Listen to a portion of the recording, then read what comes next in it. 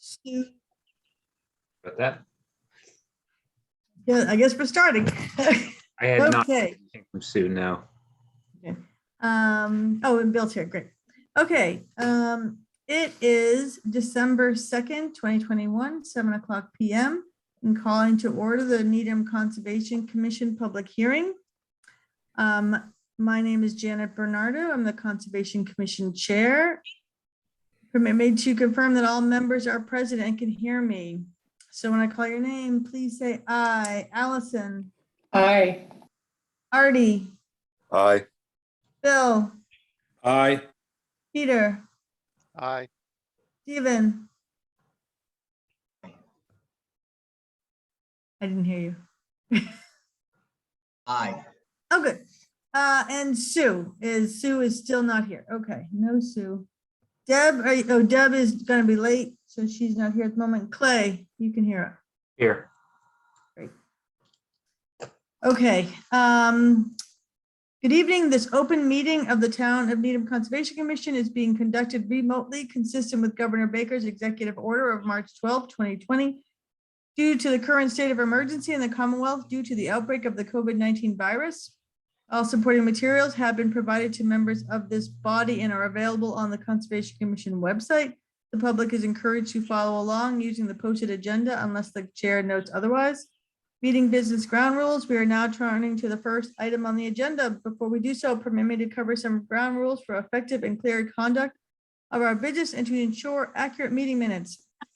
The chair will introduce each hearing on the agenda. I will introduce the applicant and or their consultant to begin their project presentation. After they conclude their presentation, the chair will go down the line of members, inviting each by name to provide any comment or questions. Please hold your name until your name is called. Further, please remember to mute your phone or computer when you are not speaking. Please remember to speak clearly and in a way that helps generate accurate minutes. For any response, please wait until the chair yields the floor to you and please state your name before speaking. Finally, each vote taken in this meeting will be conducted by roll call vote. Okay, so we will take the certificate of compliance for 138 Country Way, DP file number 234780. Is somebody here to just talk about that, or Clay, do you want to talk about that? I'm here, Diane from Field Resources. Great. So yes, again, Diane from Field Resources. I'm here for Bernie McFarland, who was the contractor who built the house in 2018. So again, the original order was issued in October 18. We got a partial certificate in April of 17, and what remained open was the plantings. Should I share the screen with you all? Sure, if you like. Okay. And for the record, Sue Barber has joined the meeting. Sue, can you hear us? Yes, I can. Yep. Great, thanks. Okay, so here we go. Okay. Do you all see that? Yep, Okay. good work. So it's flipped. I don't know why, but I don't want to I take have to the do flip it.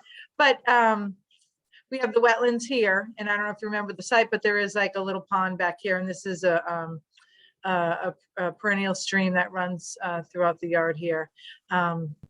Again, and when we originally came to, the lawn went right to the wetlands. So you had us plant some plants down here within this area. Additionally, there were some markers that you asked to be placed at the edge of lawn, which we have boulders.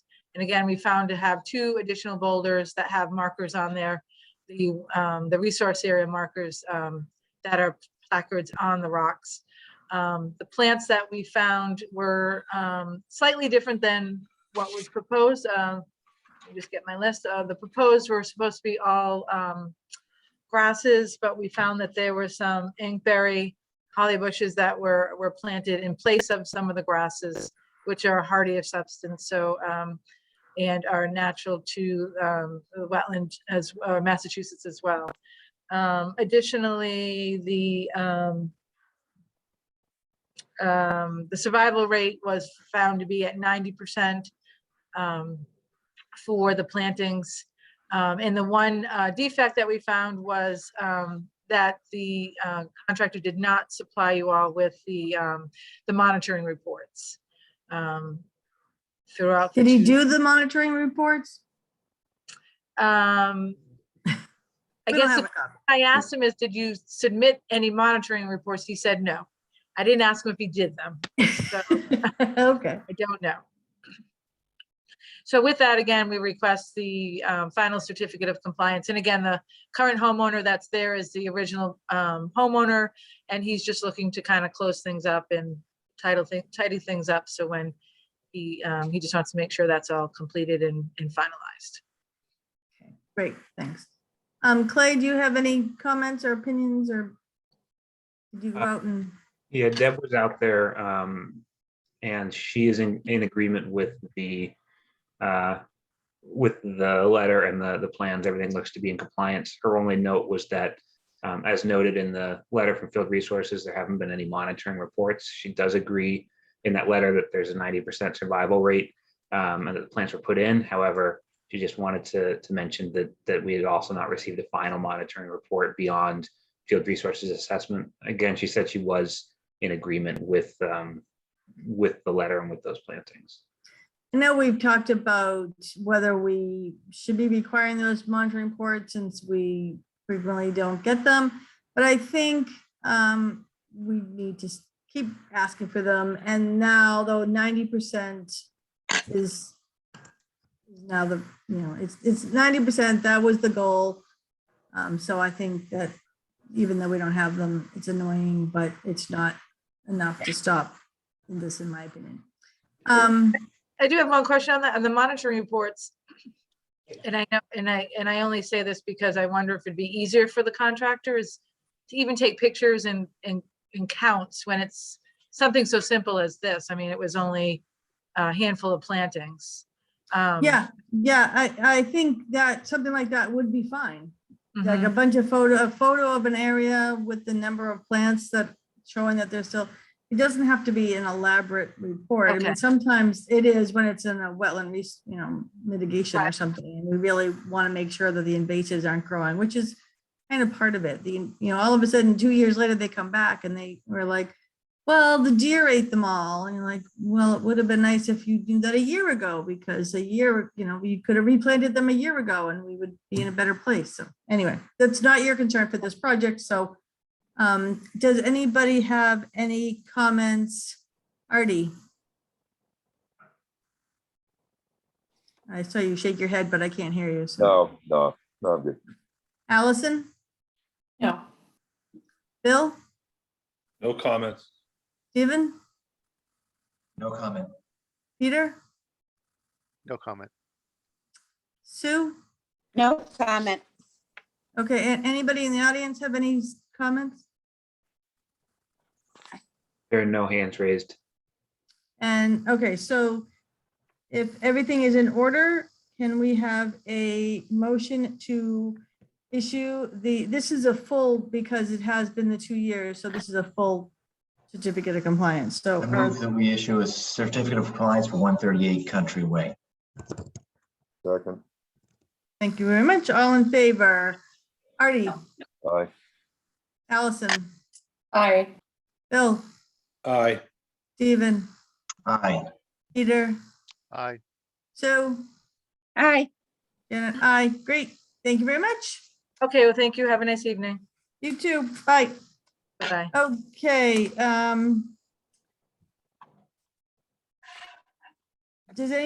is there any preference here? Or I'm just going out in order. 631 South Street, DP file number 234872. This is a continued notice of intent, and as well, at the same time, 649 South Street, DP file number 234874, a continued notice of intent. The two properties are adjacent to each other. There is a wetland in the center. The applicant has requested to remove trees. We have conducted a number of site visits. I, for one, would like to say that I appreciate the applicant's patience with us and coming through this process in the required, going through all of the steps to do this correctly, instead of just cutting down those trees. So I'm curious on what commission members have to say after the site visits that were conducted. Let's start with Stephen. Thanks, Janet. Yeah, I think I voiced my opposition to, the work within the wetland, but again, trying to find a compromise with the homeowner. I have a proposal, I think that may suit everyone.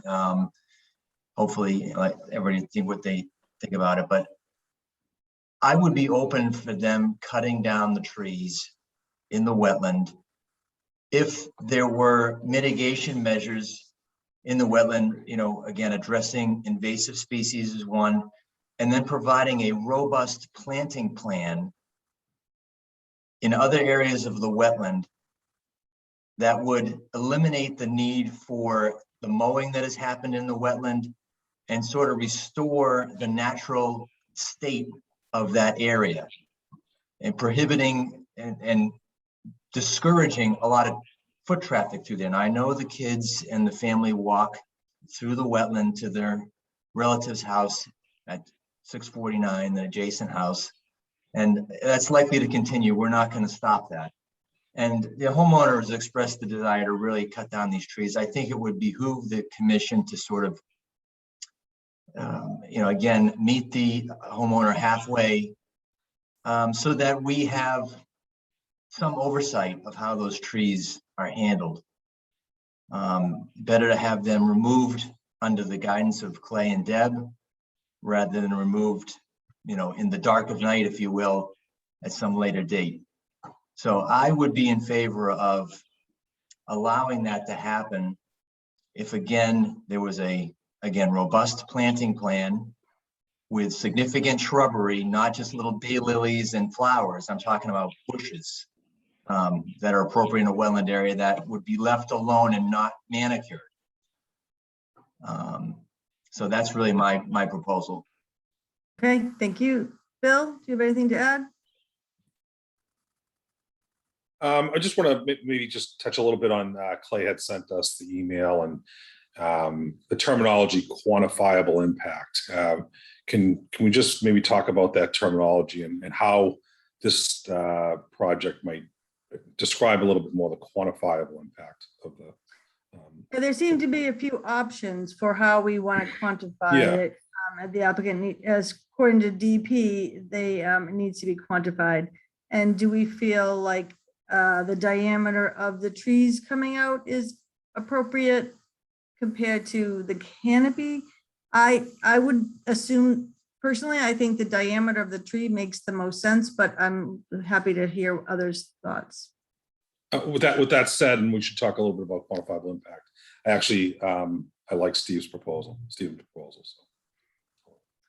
So if we think about what do you think about the diameter of the tree being part of the quantifying impact? I think we can look at that. I'd like to hear from the engineer about how that sort of standard is met. Okay, not yet, though. We'll go through the questions. Yeah. Allison?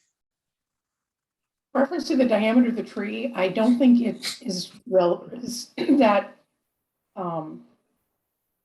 cogent with response to the dead trees.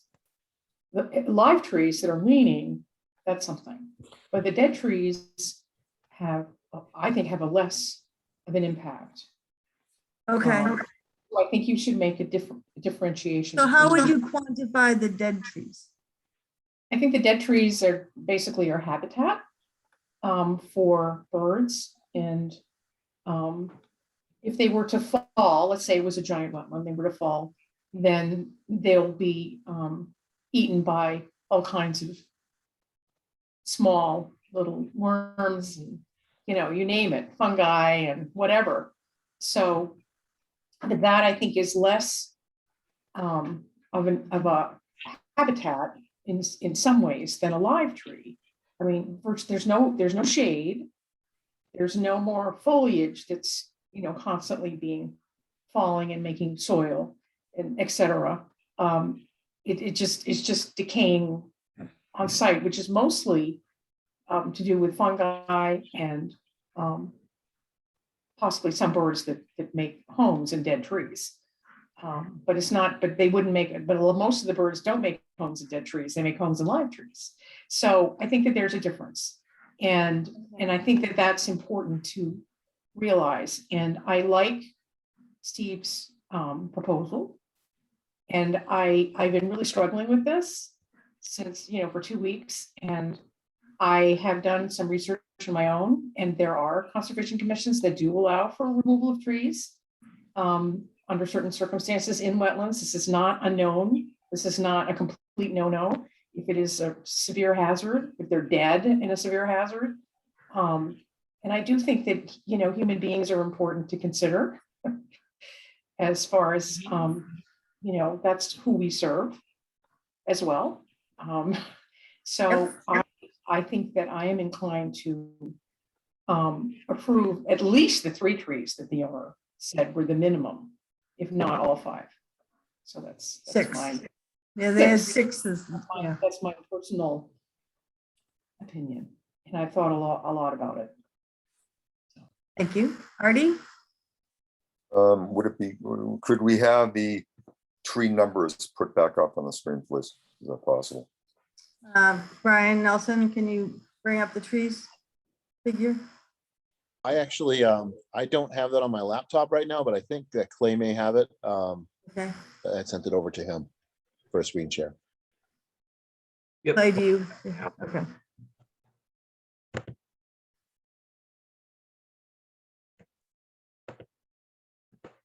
Okay. Okay. So, okay, There are ways. okay, so, okay, so you were at, okay, so there was the tree, I think, tree number 6, let's call it the west side, because we're looking north-south. This is tree number 6. Tree number Oops. 6 in the west, that right there. That's the one that was I think it was leaning. I don't even know if there's any bark on it. They were saying, could make a snag out of it. I have no issue with that whatsoever, having that being a snag. Then there was tree number 1, perhaps. That's the one that had the rate. That's the one that might have been the one. I don't know if you have the other one that shows the radius of falls. Sorry. That's the one that had a radius of potentially getting towards the house.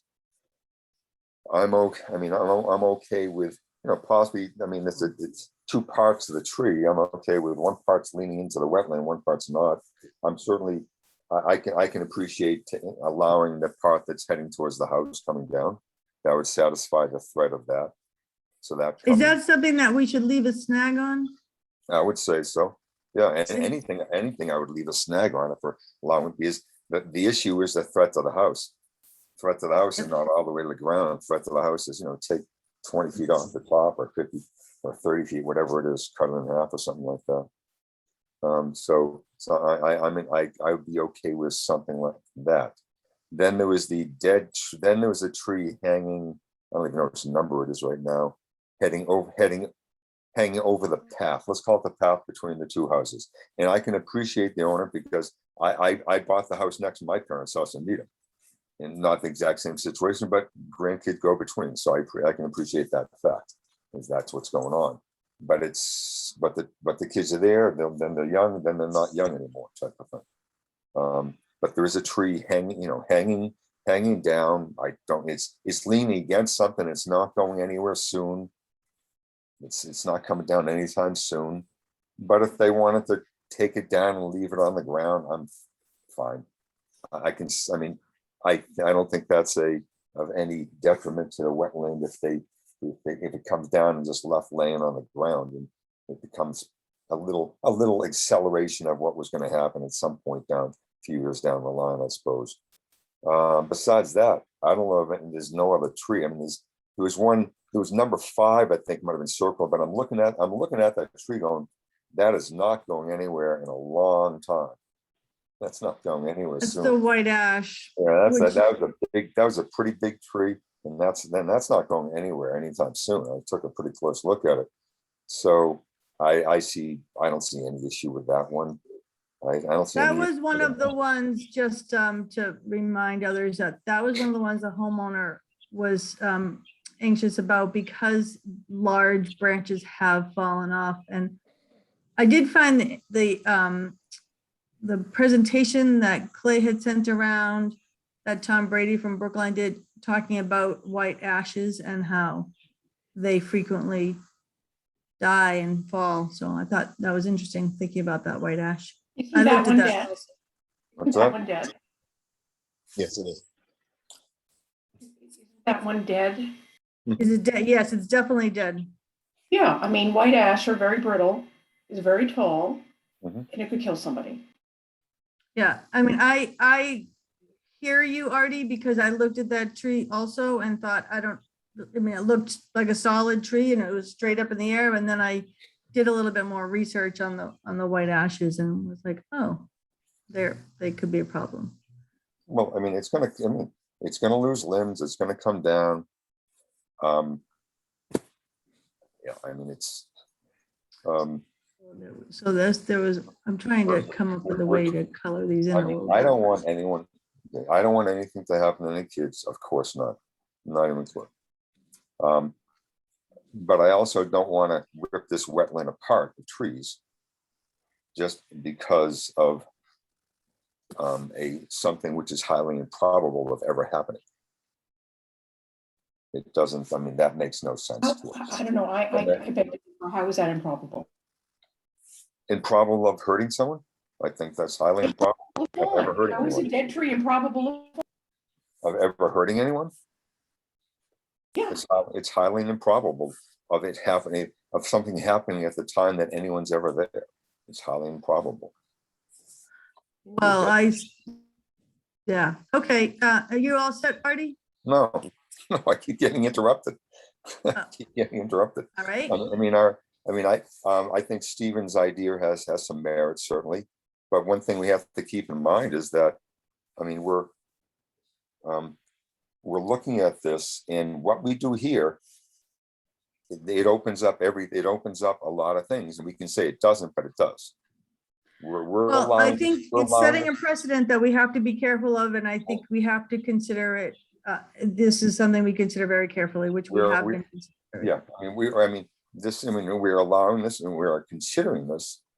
And it's been delayed coming to us and delayed coming to us, and there's been delays coming to us, and because they're getting, they're organizing their information and getting it together. But we're looking at this, but we're also, one thing that was stated, and Steve, I think you kind of stated something there, like, we're thinking of allowing this to happen because we don't want it to happen in the dead of night. Okay. And we were actually told, to some degree, if we don't say yes, they're coming down anyway. And shake your head. We would not, That's what we were told. no, that was not in the public hearing. That was what we were told in the public hearing 2 weeks ago. okay. Okay, that's what we were told. No. The point being is, I can appreciate the frustrations of things going on. I can appreciate that. I might very well have felt the same thing, but we have to decide what to do, not exactly based on a threat that they're coming down anyway. Right. Are you finished? Yep. Peter? Yeah, I mean, sure, this is a tough one. I also see merits in Steve's proposal, and I would like a combination of snags. I think there are snag candidates; those have been identified, and I've seen this in other places where there's trails nearby, that there is a little bit more latitude towards taking trees down before they fall down, because they will fall down, but before they fall down, and then often managing the fallen tree in a way that like cutting it up to make the decay happen more quickly and so forth. So for me, it's not out of the question to manage these trees some way. I am wondering, did we ever get an answer about the history of the lawn area, the mowed area? Is that in fact legal lawn, or is that?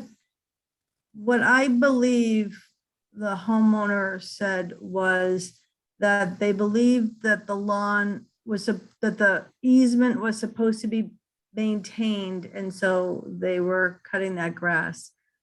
I would support asking the homeowner to stop cutting that grass Mhm. and allowing the grass to just grow wild and the wetland to kind of reestablish itself. Yeah, so no one is making a claim that that's a legal lawn and that they have a right to it, that this was an accident of the town's work in that easement, and then either misunderstanding or not quite understanding or thinking they were doing the right thing by mowing it. But it That's does what I heard. seem, given what the applicant talked about, that has become sort of a play area for the kids because it looks like a lawn, right? It looks like a place you can hang out. So absolutely, as part of any mitigation, that's what I would ask for, is that be allowed to return. Is there a danger if we have a planting plan in that area that the town's going to come in and tear it up in terms of utility work? Possibly. Clay, are you in charge of this? You're in charge of the, can you zoom in a little bit more so we can see that? I'll clear my dots. So the easement. Oh, okay, this is the easement. This is the easement. This is one easement. Is this the other easement That's line? right. Mhm. Yes, the property line between the two, that's the bold line, is the other easement line. That's correct. So, and there's some cutting. So there's other areas that are outside this easement that could be planted, but they do not need to cut the grass in the easement. I think that, you know, if the town came through, they would just, which they're not likely to come through to rip up all of, but they could. So it's probably I see. best So it's to just- not plant. Got it. Right. So planting plans wouldn't go in there, and that wouldn't be restored in that kind of Except to replanted not cut sense, the grass. except to have a no cut policy. Okay. And then just to help the planning of this, would that extend all the way to the street, the no cutting? It kind of, yeah, I would think so. So that whole area would be then preserved, and then the homeowners could traverse, part of that, and they probably make a path, through that, but it wouldn't be that wide. I think they're coming this way now, somehow. All right. That's how they're kind of, the kids, that, they will go back and forth somewhere over Yeah. there. Yeah, they don't The come through path, the actually, main. the footpath is a little bit more to the left of this on plan. It's right near wetlands flags 10 and 11, so it's probably 10 feet or so west of the line you just drew. Pretty close, though. This west, this over here. No, I don't think it matters. Is this west? I don't know how Yes, to. I'm not that's it really right there. very good at- Perfect. Yep. I'll try to erase this one. Oops. This annotation thing is a little tricky. Okay, Yeah, so. so for me, I mean, part of this in sort of working through and managing the risks and so forth is that my assumption would be, for a tree to be considered a risk, it would either fall onto one of the properties, like the lawns or near the houses, or it would fall across the path, because that seems to be the thing measured. Are there any trees being considered that don't fall under that? That fall outside both the falling in a lawn or falling across the path? I would think maybe this is, whoops, I think I did an eraser. I don't know what I'm doing. Tree number 4 maybe Mhm. doesn't. I agree. And I know there was another one within the wetland itself that we sort of taken off the table. Yeah, I think he said, did you say number 6 was taken away? Number I don't 6 know. has already fallen. Yeah, Oh, it fell. Ah, Well, there we go.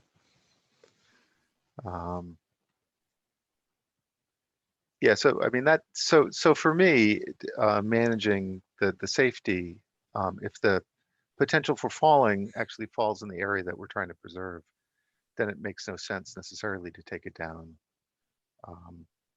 But all the other ones, I'm willing to talk about various ways that they could be treated. Okay, so number 4 is the one that you're thinking is not necessary. I think that's what I heard. Sue? Hi, yeah, I like Stephen's plan. And I was out there on August 1st site visit. I was not on the second site visit. But at the August site visit, it did look, there were some hazardous situations. I think the trees that might not look dead, they were also diseased towards the base. I'm not sure, I mean, I wasn't there at the second site visit. So of those 7 trees, I mean, I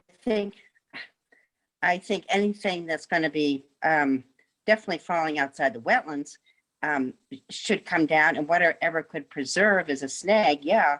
But I think that some of them were diseased at the base too.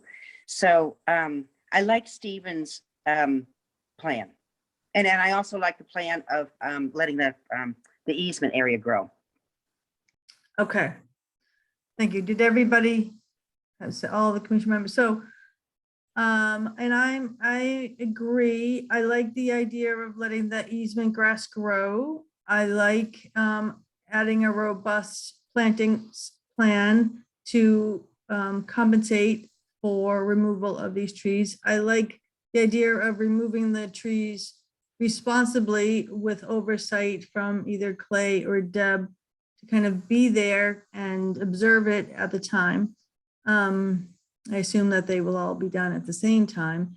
So we do need to decide how we are determining this, what is quantifying the tree removal, the trees that would be removed that we are in agreement to be removed, and the number of plants that are replacing those.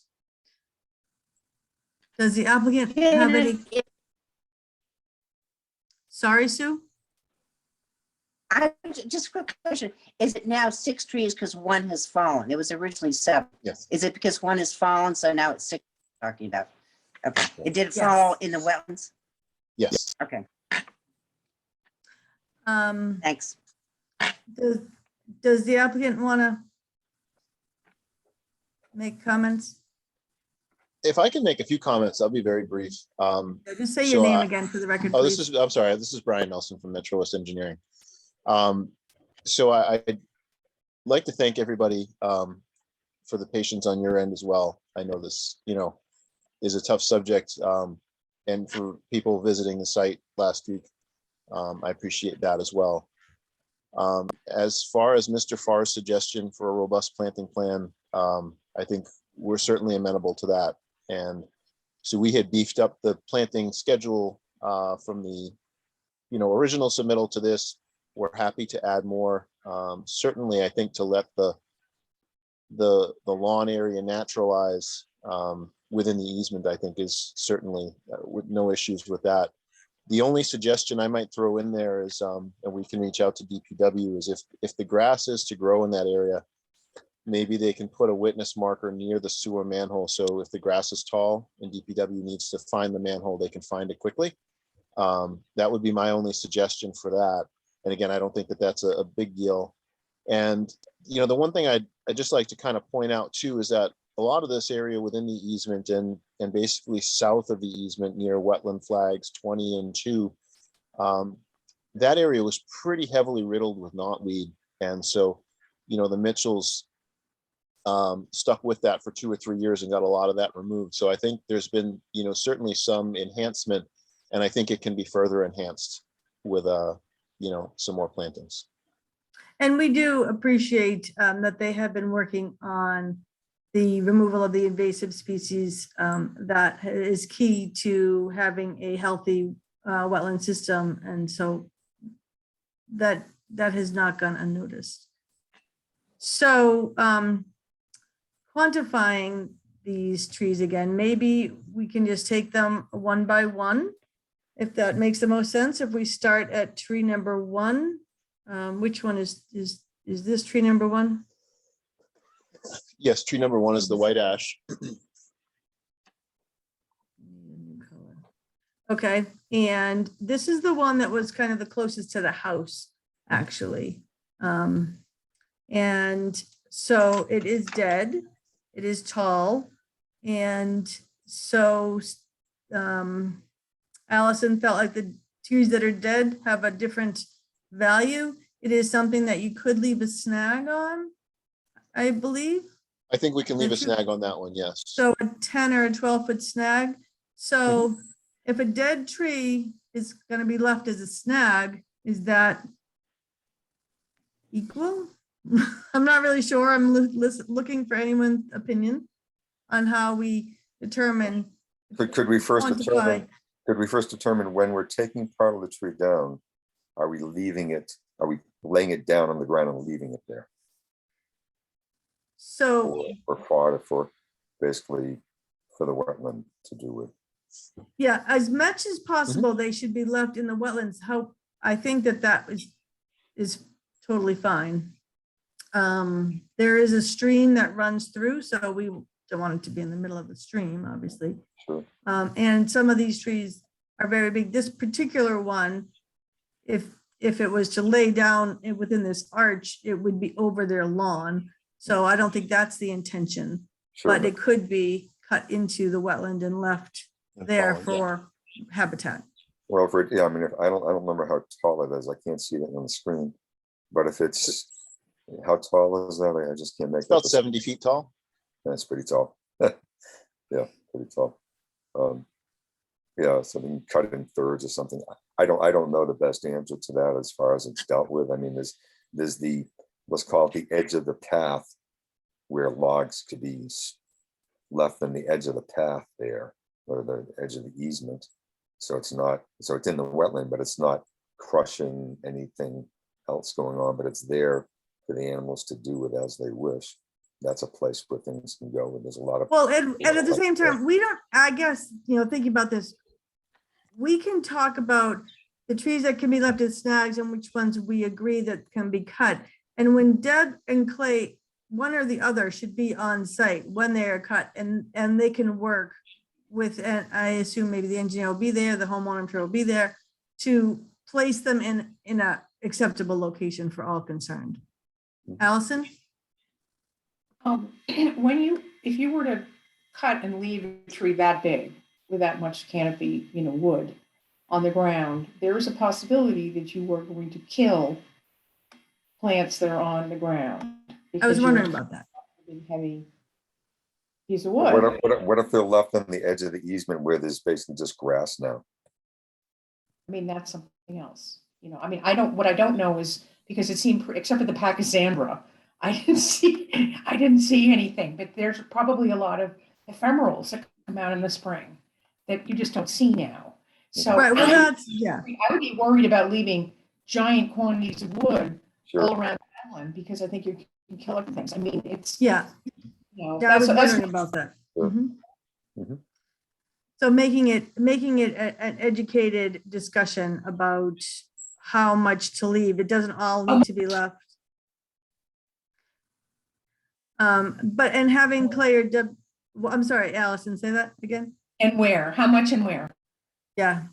And having Deb or Clay out there to kind of observe this, I think that is going to have to be part of it. Okay, so tree number 1, ash, leave a snag, and potentially some of that wood is left. But it can be discussed on site. Mhm. Is that reasonable? Tree number 2 is the red maple that was, I believe the base is pretty much gone and it's leaning way over. That's correct. So that one really needs to be cut at the base. It is totally dead. And it is leaning over the path that I think the kids will go back and forth through. So what do we think about that tree? Cut it off, cut it. And then do we leave any of it on the ground or is it gone? I don't Allison, think I'm totally looking Sarah. at you.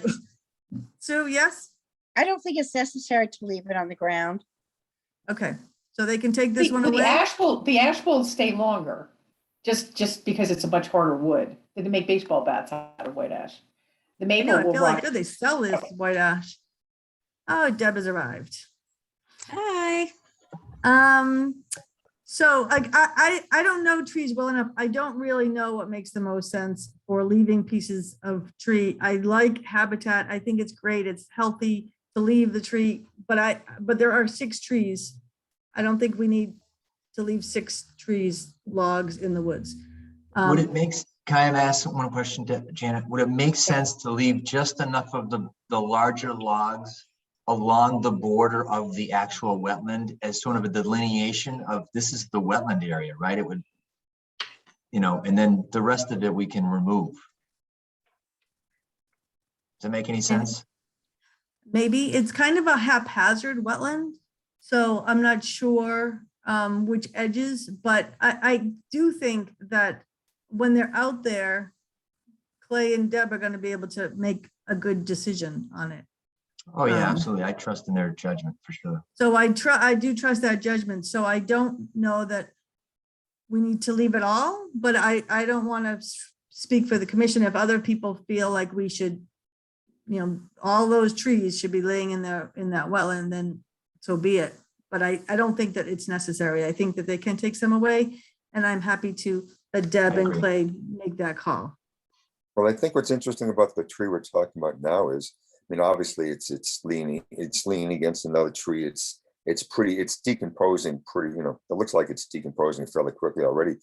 I actually think we should, kind of cut it down and leave it there, partially because it's kind of a neat thing for them. The kids can just hop over it type of thing. It'll be there decomposing. I don't know if there's a reason why they can't. I'm not sure about parents or grandparents are going across and so forth, but I can't see that being an issue. I think kids kind of like that type of stuff. So not only is it good for the wetland, it's already kind of in the decomposing mode. It's kind of heading in that way already, but I'd be okay. I would not have object to leaving it on the ground. I do think that they're gonna want to cut a space so that adults can walk through without having to hop over the log. It's like a pretty wide, if their mother-in-law is walking back and forth, she will lumber over. I think we gotta give her a chance to get all the way across the lawn. Okay, so we talked about number 2. Number 3, where's that? 3 is the elm up, and then it's on 631, and it's that's the one that's already fallen. Okay, So that one's number laying. 4, Can this be shrunk so we can see the numbers? Can this be shrunk a little bit? Can you just move it over so we can see the numbers maybe? Something like that. I know, so when I see the numbers now, I can't see the trees. So 3 is this elm that's over here. Yeah. That's gone. Okay, so 4 is the red maple that's on the path. That's the one that maybe would just fall in the woods anyway. This is kind of like the area. So it is a split. I kind of remember like it was maybe a twin and half of it's gone. Do we want to leave that one there? Do we want to let them cut it down? Do we want to leave a snag? I just don't remember seeing that tree over there being a big issue or a big hazard. It's not where people are walking. It's not where people are supposed to be walking. It's not in the path. So I don't know. Moore has a bunch of rod at the base, so I think if, its fall arc is certainly across that easement. I wonder if that one was dropped, maybe it could be laid with the log almost parallel to the property line, so it doesn't obstruct the easement, but it's, still laying, we still leave a big chunk of it. on the, over the easement? I mean, 'cause that's where it's gonna fall. If it falls, it's gonna fall in the easement. So, So we can, this is if amongst, anybody feels strongly about leaving it, we can leave it. If And, it's diseased at the base, I think it should go. okay. Go, Sue I has guess- made a statement. well, I guess the question is, we're deciding what to take down based on the path, to some degree, the path of the houses. This is a tree falling in the wetland going across an easement. Right. Where there isn't, technically, there isn't a path. Why are we talking about this one? To some But it could, degree. I'm not sure why we're talking about this one. So, Well, this is the only one that really doesn't fall over the path or over or on the lawn. And so if this one, this would be really the only one that maybe we say they don't cut in my mind, because it would just fall over the easement. However, it is dead. It's brought it at the base. Sue has a point. but would someone be in the easement at the time? Probably not, because we're gonna have the easement grow and the grass is supposed to grow back and they're not supposed to be in the easement. But And what if- about if the town's doing something on the easement? That's what I thought. was True. the DPW, yeah. The DP, It's a yeah, working, it could be in the easement on the tree. That was why I thought maybe it could be cut and then just laid down, you I know, think basically so it's these- parallel with the easement line, so it doesn't obstruct the easement, but we could still leave the fallen logs. Oh, yeah, it's laying right there against the fence. Almost so they're running parallel with the fence. Mhm. And I would say if it's cut down, then it's less likely to damage and destroy any new plantings and shrubbery that we have installed, yeah. which will hopefully be better habitat quality than a dead tree. So we leave it laying against the fence. Allison? While you were talking, I did a little bit of research, and there's an article that says, it's in the Northwest, but that the bigger the logs, the better.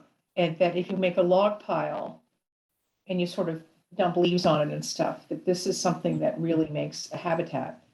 So it isn't just pruning logs, you know, one log, but you kind of make and I just sent it to Deb.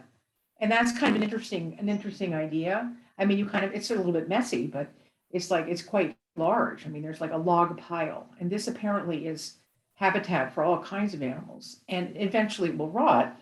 But it's I guess because probably of logging that they found this to be true. Mhm. Where there's lots of logging, but I just sent an article. It's just an interesting one. I didn't know about this. I know that they rot, but I didn't know about the idea of actually creating a log pile. Yeah, So just that makes sense too, Deb. So that Yeah, can be definitely. discussed when you're there on the site, and maybe is gonna be the best thing to do. Okay, so that was 4. 5 is the tall white ash that, this is one of the ones that the homeowner asked because it's right on the path and the limbs were falling. Is this one that would be a snag would be appropriate or not? So far, we have a snag on this one. seems like a snag. I mean, why wouldn't a snag be appropriate? Is maybe real question. Why wouldn't it? Absolutely. Okay. So snag, so we have the 2 white ashes will have snags. And so far, the other 2 that are being cut will be laid down some way, and maybe you're going to create a pile of logs. Yeah, I mean, I had just seen, I mean, I had behind my house, there's a tree kind of mostly in the neighbor's yard, and there was a split pine, big pine came crashing down. And when they were taking the rest of that part of the tree down, they actually left there must have been like a 16-foot snag, but they left it because I suggested, and they left it. It's really cool. It's a nice, let's call it, I don't know if I call it a feature. It's a nice natural thing to have. And it's a nice 16-footer, pretty cool. Yeah, good. All right, good. All right, so now we have this number 6. I think it says snag. I don't remember exactly what this one's, it's right on, Is this one That that was was the, like that was already the dead tree. That was the dead, way that was the leaning tree with over? no bark. Yeah, it's That was the the- tree with no bark, basically. Mhm. As you're looking at the tree that's leaning over the path, you kind of look up to 11 o'clock. And you Yeah. can see that kind of heading towards the lawn area a little bit. It wasn't very tall, it wasn't very big, but anyway, that's. So that's this what- is just coming down, and again, it can lay there, be part of a log pile, but not on the lawn, could be in the wetlands, but there's no snag because it's already laying all the way down. Pretty much, it's that, does that make sense? Yeah, it's pretty much, it's deteriorated at the base, so that's what's caused it to lean into the trees to the west of it. Okay, and then number 7 is the red oak that is leaning towards the neighbor's house. It has a big, it's big, tall tree and it's leaning way over. I know, Allison, is there any need to just prune this tree or is it bent enough at the base that removal is more appropriate? Or maybe as a snag is left and maybe that's what's appropriate. Why is it leaning? It's I mean, leaning, leaning trees are, more likely to fall, for sure, leaning or dead trees. I mean, they're yeah, just I not, don't think it's dead. I think it's, or maybe there's a piece of it that's broken off or something. But a big part is leaning towards a butter's house. I mean, the other thing is you could prune it possibly to take some of the weight off of it. On that side, but if it's damaging the other tree, that's also something to consider. So maybe this is a snag also, because it's kind of Well, it might upright. still fall though. I don't know. Is that a live tree or a dead? It's tree? a live tree. It's failed at the base, and that's what's causing it to lean so sharply to the neighbor's property. I mean, a snag might be unstable as well. I don't know. Okay, I'm not, I Alright. think that's an arborist call. You're an arborist, so, or you've had an arborist look at it. I don't want it to hurt the other tree either. right, good point. Yeah, what did the arborist say about this tree? Basically, all the ones we've shown here, the arborist is recommending be removed. So Maltby trees looked at basically the trees on both properties, and these are the ones they felt were the immediate hazards. And that's why we've been before you. Right. And I think maybe part of what might happen when the work gets done at the site is that the arborist will be there too. And I think, certainly any thoughts that the arborist has in terms of what may be a good snag candidate or might not. Yeah. I think he'd probably be a lot more qualified than I certainly Okay. to speak Right. to that. Great. Is that deteriorated at the base too? Excuse me?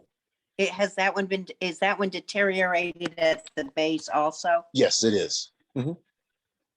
Okay, so the arborist is out there and either Deb or Claire are out there. And a discussion, a educated discussion can be happening at the time, leaving at least 2 of them are gonna be snags, probably the white ashes, assuming that the arborist is, and then when they're out there, they all agree with that. And leaving as much of the wood within the wetlands as seems appropriate when they're out there. Does that make sense? Anybody have anything else to add? What happened to the wood from the elm that fell? Is it sitting in the wetlands? Some of it is, the outer fringes were removed, but the majority of the trunk's still laying there. Okay. Is there anybody in the audience that has anything to add to this discussion?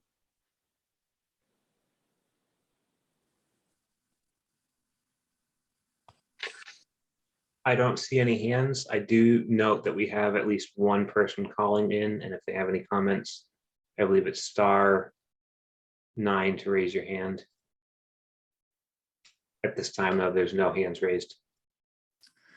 Okay, so this is a notice of intent to remove these trees. I think we have come to a place that we can accept the trees, these trees that we discussed tonight. So there was, I guess, 6 in total, and at least 2 snags will be remaining, and we will put a condition together. Now we also, so there's this whole quantifying thing that I'm not quite sure how we're gonna get there, as well as the robust landscaping plan and what that should look like. So maybe Deb, do you have any thoughts on that? Only because you happen to be moving your camera at that moment, and so you, I know, I feel like a kid in class that didn't hear the question.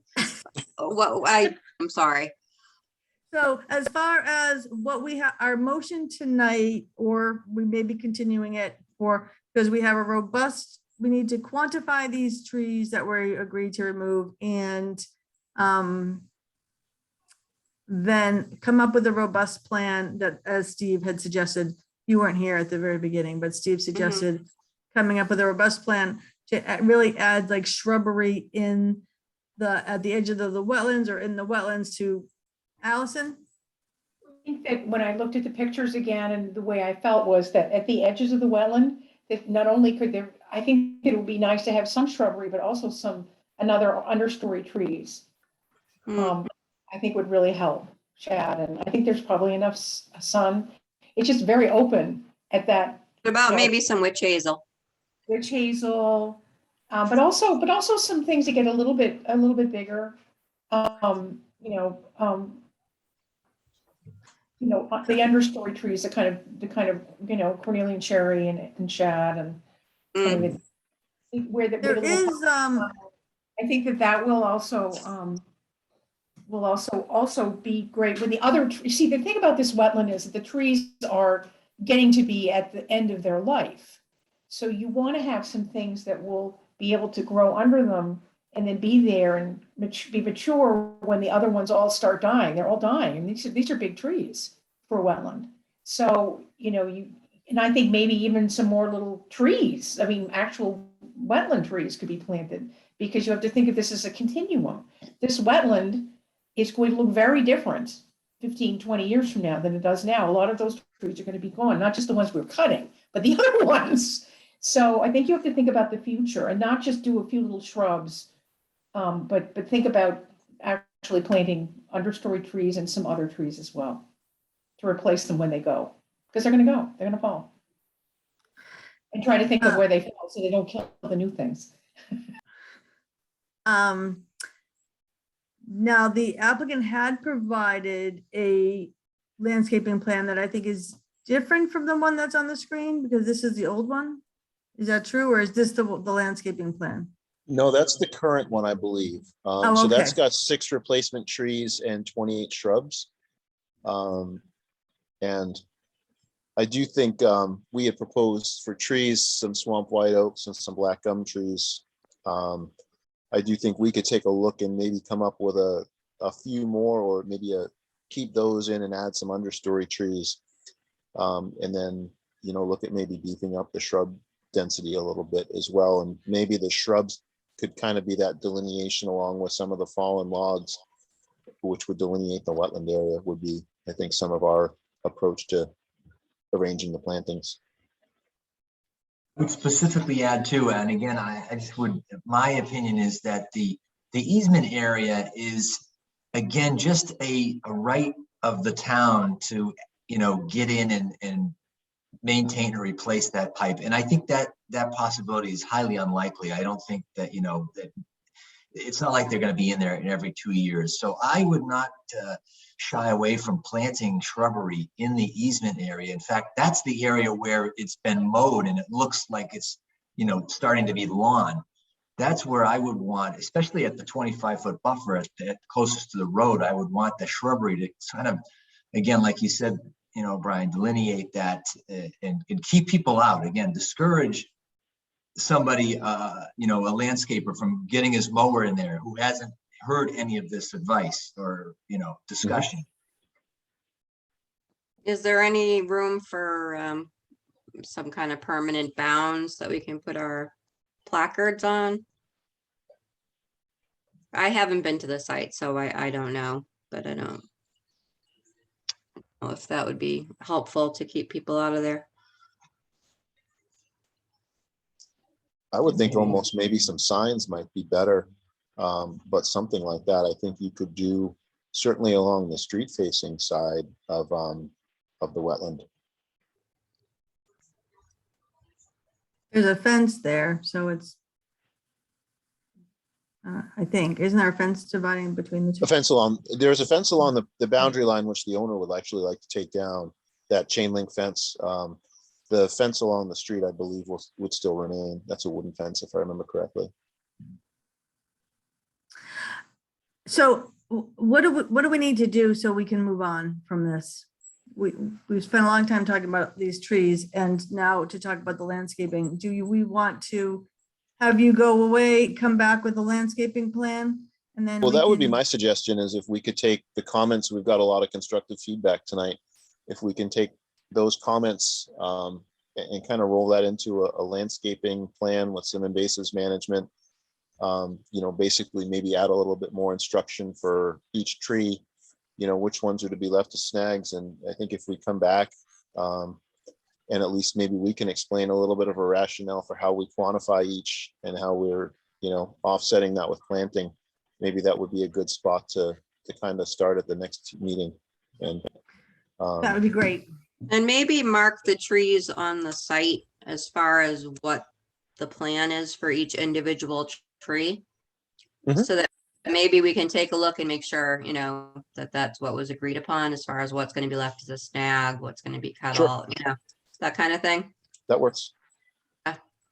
Well, we Yeah, haven't, and but there's the issue. I mean, we haven't agreed upon what's going to be left as snags. At least our interpretation of what's going to be left as snags. Mhm. so, I heard us talking about more like three, at least three is possible snags.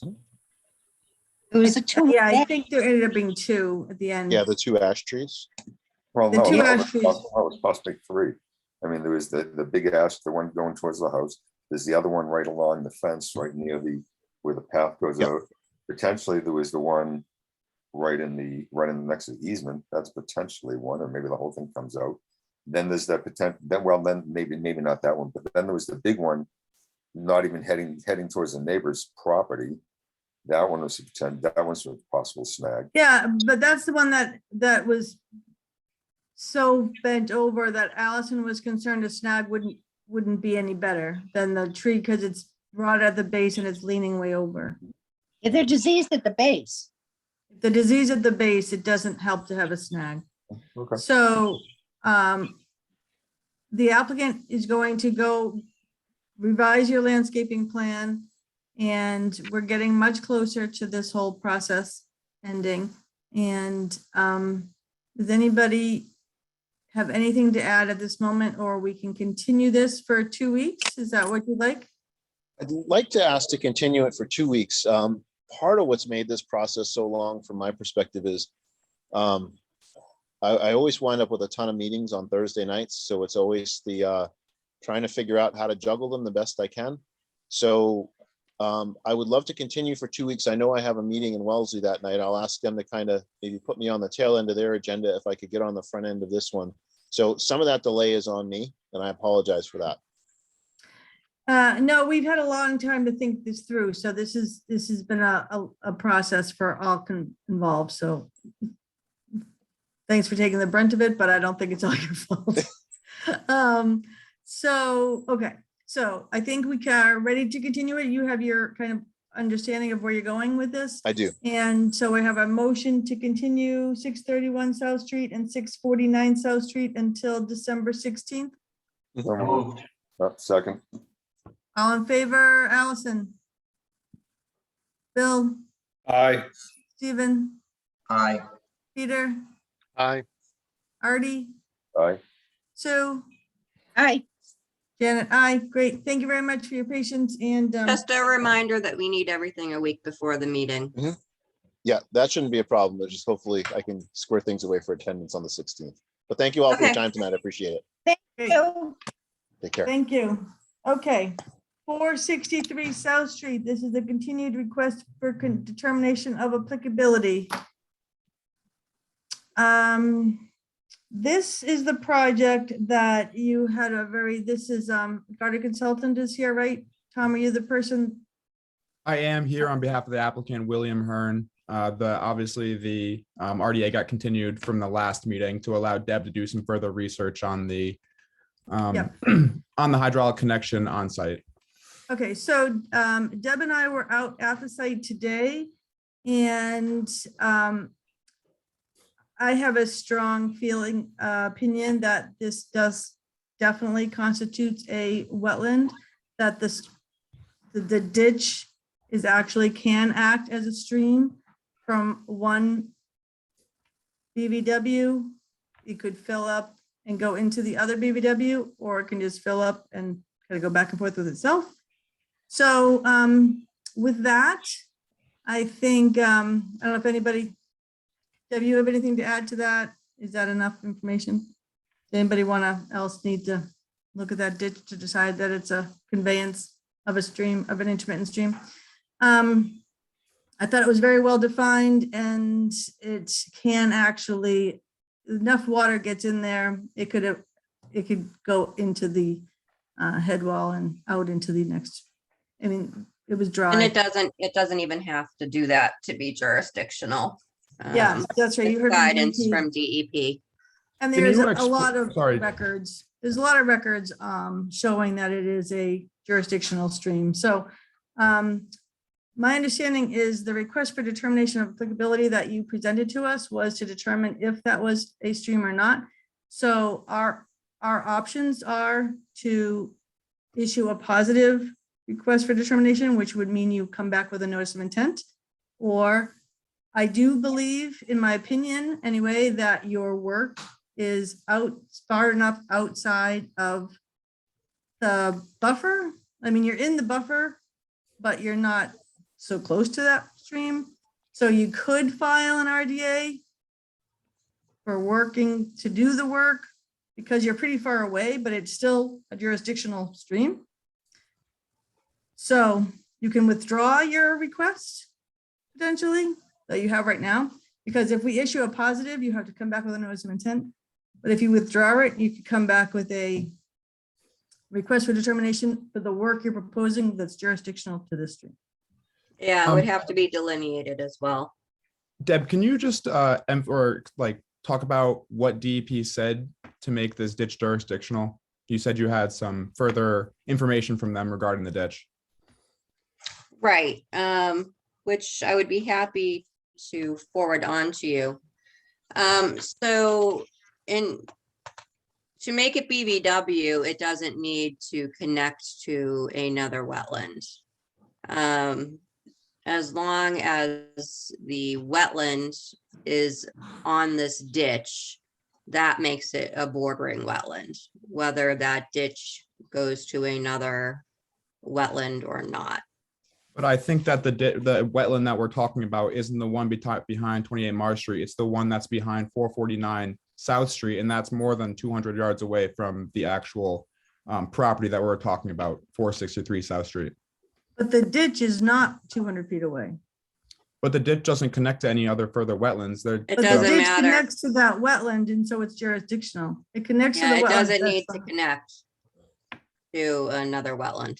It connects to When one we went out wetland. there, we saw that isolated wetland that we're calling an isolated wetland right now didn't have the vegetation to make it an actual wetland. It needs to have soils, and it needs to have the vegetation dominance in order to become a wetland in Massachusetts. And we went out there and we saw that it had a dominance of white pine. We Well, had no, the- I told you that area in the center did have wetland vegetation, and I believe that it was a wetland. And Is it there any has been possible way delineated. that we could schedule a site walk with the entire commission to go out No. and look at it together? No, we've made our determination, and we have our backup from DEP. So those are your choices now to either withdraw this or get a positive.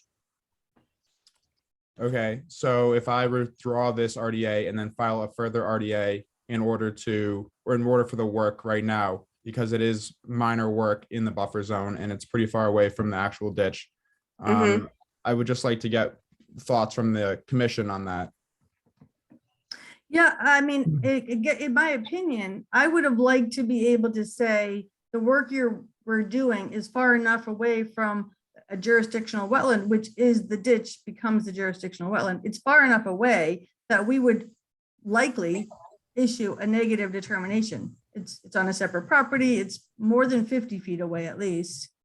So I'd say the main thing would be the tree removal that's already happened. That is probably in the 100-foot. But he's proposing to plant a lot of trees, so I don't so think that that'll will be an go issue. easy. Yeah, I just don't want to have to drag the applicant through a full NOI process if we don't have to. So I was just trying to get the thoughts and what all the Right. commission thought about actually filing an RDA and if we were going to get a negative determination from the commission if I filed the RDA. Because then we'd have to file an after the fact notice of intent if the RDA gets a positive determination. Right. I guess I don't feel like should speak for the entire commission, but I did do the site visit and I feel comfortable that we could issue a negative RDA for the work on that property that's within the buffer zone of this jurisdictional intermittent stream. Does the commission okay if I say that? I'm willing to rely on your judgment for sure. I think that sounds fair. It's fine. I'm good. Good. If I was confused with your filing, and Deb explained that it was really about the wetland itself and not the work, the construction work. So that's why I see the ditch as an intermittent stream associated with the wetland that's behind the house on South Street. So all I can do then is this issue a positive. Because that's how you filed the RDA. But if you take this away and file an RDA that has to do with the work, then I think we can issue a negative. Okay, so just to get this straight, I'm going to withdraw the RDA tonight and then file an RDA for potentially the next meeting that we can get onto for the work within buffer zone to the intermittent stream. Yeah, and you just have to make sure that that intermittent stream is shown on your plan. Okay. Okay, I am going to withdraw the RDA and file a new RDA for work within buffer zone to the stream. Great. So what do we do with that, Deb? Do we just say we close this and we're done? We close it because he's withdrawn? It doesn't that would have, make, we yeah, don't do anything. It doesn't there's have no a- DEP number involved. So yeah, I would just say that it's withdrawn. Okay, so great. So thank you for for being here. I had a nice site walk in the woods today. And we'll see you in a couple of weeks. Devin, if you could, can you send us the DEP comments? Sure. Thank you. Thank you. All right, have a good one. Have a good night, You everybody. too. Thank you. Okay, 142 Fisher Street. DEP file number does not have one yet. I'm so sorry. This is a notice of intent. And, I have my little list of people.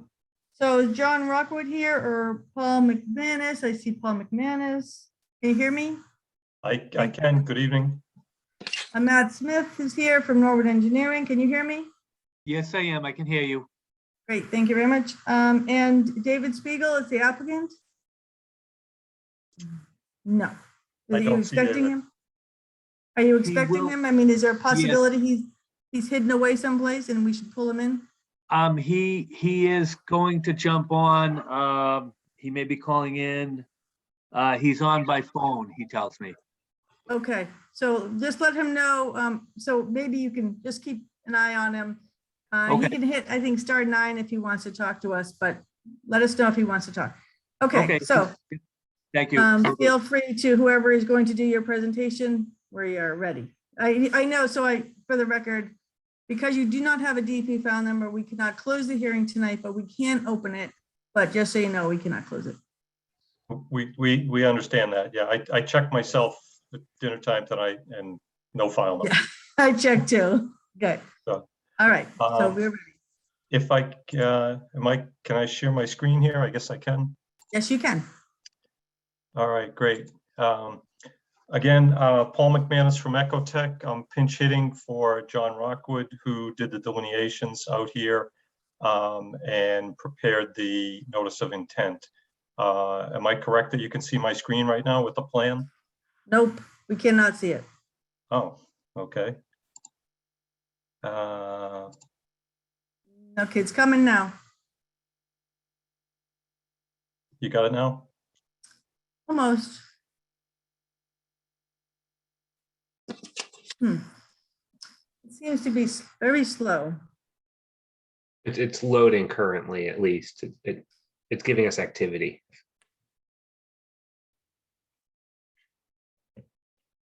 Doesn't usually take this long, though. Oh, here it is. Okay. Okay, all right, yeah, it says participants can now see your screen. Okay, great.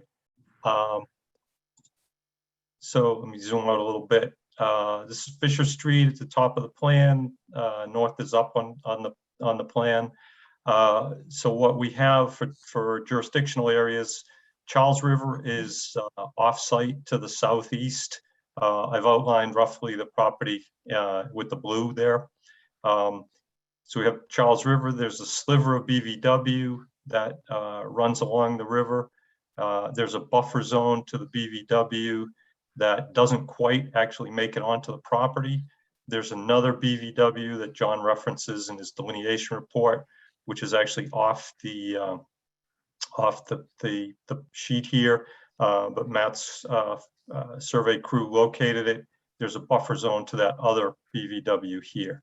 So there's a couple BVWs you see referenced in John's report, but neither of them actually is close enough to project a buffer zone onto the site.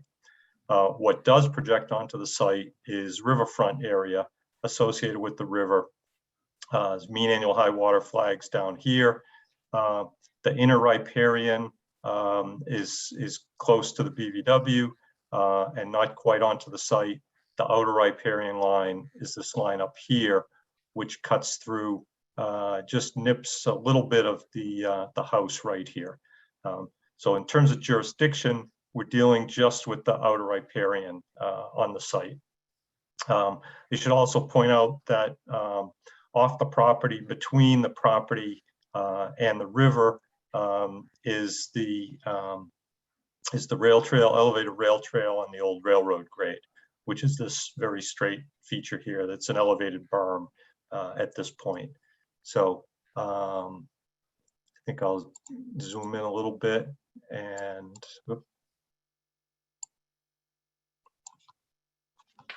we can see, again, this line here is the outer riparian area. So existing development on the property, the lot itself goes back to 1956. The existing house was built in about 1999. Excuse me. So as I said, this existing house, driveway on this side. There's a stone patio in the back. There's a existing deck and walkways and a lawn area around the house. I'm just going to click over quickly. This is the view of it would be in the plan view, the right side of the house, where there's an addition proposed here.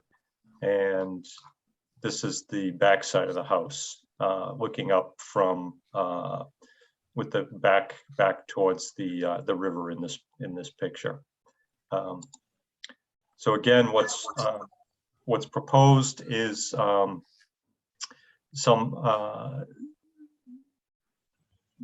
excuse me. On top of the existing patio, adjacent to the existing patio, there's proposed a elevated wood deck on piers, and then over on this side of the house, on the right side of the house as you're looking at it, there's a proposed 2-story addition with a full foundation. No trees to talk about on this one, fortunately. Everything is within the existing lawn, and there's erosion controls proposed around the perimeter. Again, those are all still within the existing lawn. And the work is limited to this. There's 393 square feet of the proposed addition in riverfront lawn area, and 125 square feet of the proposed elevated deck on piers. There's bulkhead and the deck are actually as accessory features are exempted from permitting, but you know, they're all called out on the plan. So in terms of the alternatives, John put together an alternatives analysis. It's rather brief, but there's not a lot of alternatives. There's really, within the existing house structure, there's really no other place to do the proposed addition that actually works. Again, this is garage over on this side of the house, and then you have, you know, in terms of making it work, this is really the only place to do it. So basically, without, I'm happy to go into as much detail as you want, but as John laid out, the conclusion that the area, you know, is consistent with the performance standards. And I think I would say more broadly is, you know, it's within the existing lawn. It's the outer riparian, separated from the river by a substantial distance, and also this elevated path. And we think it, you know, frankly passes the straight face test in terms of not representing an impact to wetland functions and values. Thanks. All done? Yep, that's fine. Happy to answer any questions. Matt Smith is the engineer. He's here to, if there's any particulars with respect to the plan. Yeah, we're happy to answer questions. Okay, I'll have the commission ask questions. My first question is, how did the erosion control line get placed where it is? It basically was as tight. The plan shows two stockpile areas here and here, and it was basically placed to, as you know, really as tight as we felt. You know, we could ensure that it would be there and function. Access to the area. This is the existing paved driveway over here. So we wanted to leave access for equipment. This is a full foundation proposed over here. So we'll require, you know, mechanized equipment to get in there. So we wanted to get access from the driveway, leave room for that, you know, realistic room, frankly, and also for stockpile. And this is all lawn? Yes, I can click back to those pictures now that you've seen it. So this is where the deck is proposed, and this is where the addition is proposed. And then this is again from looking at the addition area over here. But this is probably a better picture. Great, thank you. Commission members, Artie? No comments at this point. Thank you. Peter? No comments. Allison? Is there any infiltration, or is there any required?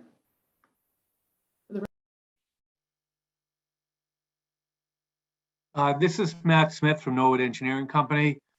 There's no infiltration required. We're less than a 25% increase in footprint, so we do not have to provide any infiltration or any other permits. That's the town's, so could you add some infiltration for this new 2-story addition?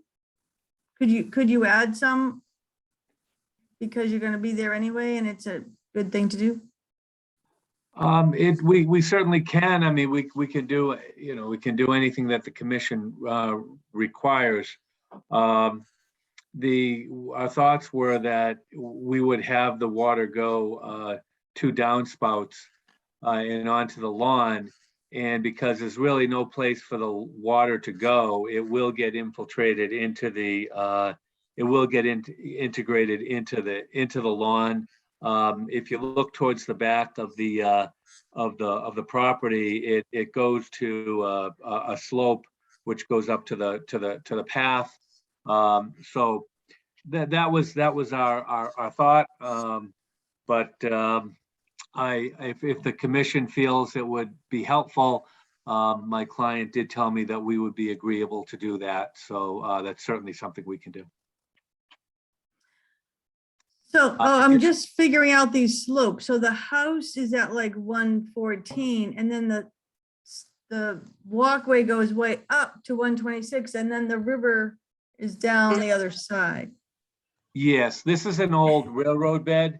So there's a huge embankment behind the house and the stone dust path, which is what was the rail, is about 125 and in the grass is 112. So there's like a 12-foot slope. So there's just a huge 12-foot high barrier between where we are and the river. So anything that does go onto the ground or off of a splash block will just infiltrate into the ground via the just into the grass. So that was our thought on it. But again, I have and I want to say my client, he's listening on the phone. He's having trouble being able to connect, so that's why he's texting me. But he said, I don't know if he can. Was that him? But we'd be agreeable to whatever the commission would want. Okay, thank you. Where was I? That was Allison. Is that everything from you? Bill? You said the existing downspouts just daylight. There isn't, you don't know of any current, any dry Yeah, there wells is. or anything? Yeah, there's no current infiltration. They Okay. just, they come down onto splash blocks and onto the lawn. Okay, yeah, I have no other comments. Thanks. Steve? No comments. Sue? No comment. Anybody? So anybody in the audience have any comments? There are no raised hands. So we usually do like to see some sort of subsurface infiltration. I agree with you that it's not going anywhere from this particular site. So I guess, I mean, I think it's useful because it helps get water back to the aquifer but it's not going away. You're kind of in a bowl. So Even a drip edge with some crushed stone or something, simple as yeah, that. it would be nice to have something. Sure. I mean, it Okay. kind of, although sometimes you have a lot of water off and then you start having erosion. It's hard to really encourage, require it because it's not going anywhere. It's just. That was our thought. But again, we're certainly as very cooperative to do what is your preference. It's very rare that I design something without infiltration, but this is really unique that you have this very large former railroad embankment behind there. So it's going to make it into the grass anyway. But I certainly, I guess I'd ask what the procedure would be. We have no file number, so we can't close tonight. Right. So are we talking about resubmitting plans and meeting at the next meeting? Is that what we would? Yeah, typically we would continue. I think so it sounds like the only thing that we are looking for, because there's no trees being removed, the erosion control is reasonable. And now that I understand that you're in a bowl, it's even less needed, but it's nice to contain the grass so you're not all over the place. And so it's just a matter of you would submit a new plan showing that you're putting in some subsurface infiltration or a rain garden to capture the runoff coming off of the new proposed addition. And we could continue this for 2 weeks. Okay. Sue, were you saying something? Suggesting a dry well. I didn't hear Can you. you hear me? Was Bill suggesting a dry well? He considered it, maybe, Bill? I would leave that to the engineer, whatever fits in the location. I don't think it has to be, it doesn't have to be a big system, something that fits I'll come up. the landscape. I'll come up with something. Okay. Great.